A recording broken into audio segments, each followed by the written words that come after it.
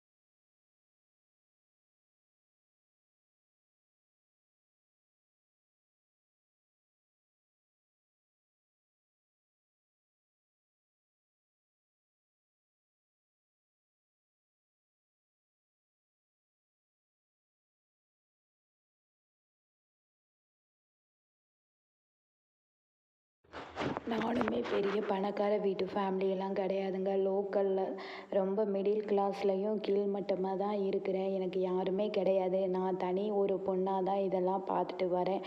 இருந்தாலும் இந்த டாக்ஸ்க்கு பத்தவே பத்த மாட்டேங்கிதுங்க. ஏன்னா ஆட்டோவில் தான் ட்ரீட்மெண்ட்டுக்கே ஏதாவது ஒன்று அப்படின்னா அடிக்கடி ஆட்டோ பிடிக்க வேண்டியதாக இருக்கும். ஏன்னா ப்ரைவேட் ஹாஸ்பிட்டலாக நல்லா பார்க்க மாட்டாங்க. அதிகமாக செலவாகும்னு சொல்லிட்டு நான் இங்கேருந்து பீமட் ஹாஸ்பிட்டல் தாங்க எடுத்துகிட்டு போகிறேன். ஐயப்பாக்கத்துலேருந்து பீமட் ஹாஸ்பிட்டல் 50 கிலோமீட்டருங்க. இதுக்கே டிரான்ஸ்போர்ட்டு முக்கால்வாசி போகுது. இருந்தாலும் நான் எனக்குன்னு எதுவுமே சேர்த்து வைக்கலைங்க. இருந்தாலும் இவங்களுக்கு டிரான்ஸ்போர்ட்டில் 30 டாக்குக்கு ஏபிசி வேறு பண்ணியிருக்கேன். அதனால் ப்ளீஸ் இனிமேலும் மெடிசனுக்கு வாங்க என்கிட்ட ஒன்றுமே இல்லைங்க.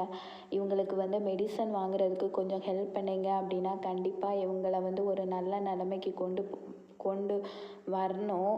கண்டிப்பாக கொண்டு வருவேன். ஏன்னா வீட்லேயும் ஒரே பிரச்சனையாக இருக்குது. வாடகை வீட்டில் நாய்ங்க வளர்க்கக்கூடாது அப்படிங்கிற மாதிரி சொல்கிறாங்க. இதுக்காகவே ஒரு இடம் பார்க்க வேண்டியதாக இருக்குது. ப்ளீஸ் உங்களால் முடிஞ்ச அளவு இந்த சேனலுக்கு கொஞ்சம் சப்போர்ட் பண்ணுங்கள்.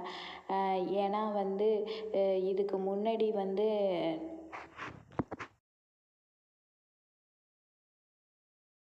டாக்கை வச்சுட்டு ஒரு இடத்துலையும் சம்மதிக்க மாட்டேங்கிறாங்க. இது 6வது வீடுங்க. இதுக்கு முன்னாடி இருந்த வீடும் அப்படி தான்.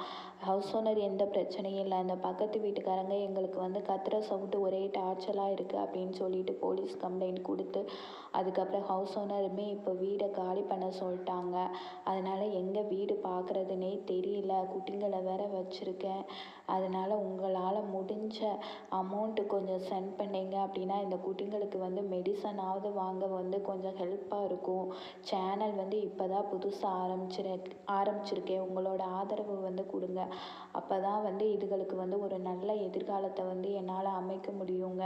நானுமே வந்து தனி ஒரு பொண்ணாக தான் இருக்கிறேன். எனக்குன்னு சத்தியமாக வந்து எப்படி சொல்கிறது, யாருமே கிடையாது அப்படின்னா அம்மா வந்து ஊரில் இருக்காங்க. நான் நேட்டிவ் வந்து எனக்கு தென்காசிங்க. இங்கே வந்து வேலைக்காக வந்தேன். அப்படியே வந்து செட்டில் ஆகிட்டேன். 2 வருஷம் ஆச்சு இங்கே வந்து. ஏன்னா இந்த டாக்குக்கு வந்து அப்படியே 60 டாக்குக்கு வந்து சாப்பாடு போட்டு போட்டு பழகிட்டேன்னா இதை விட்டுட்டு போகவும் மனசே வர மாட்டேங்குது ஊருக்கு போக. என்ன பண்ணுறதுனே தெரியல. உங்களால் முடிஞ்ச சப்போர்ட் கொடுத்தீங்க அப்படின்னா இந்த டாக்கெல்லாம் வச்சு பராமரிக்கிறதுக்கு வந்து ஒரு இடம் வேணும். கண்டிப்பாக அந்த இடம் வந்து பார்க்கணும். ஏன்னா ஐயப்பக்கத்தில் வந்து டாக்கு வந்து பெருகிக்கிட்டே தாங்க இருக்குது. கார்ப்பரேஷன்லேருந்து யாருமே வர்றதில்ல. அதே மாதிரி அடிப்பட்ட டாக்கு நிறையா சுற்றிட்டே இருக்குது. எல்லாத்துக்கும் என்னால் வந்து ட்ரீட்மெண்ட் கொடுத்து காப்பாற்ற முடியலங்க உண்மையை சொல்லப்போனால். அதனால இந்த சேனலுக்கு வந்து உங்களோட ஆதரவு கொடுங்க, உங்களோட சப்போர்ட் கொடுங்க.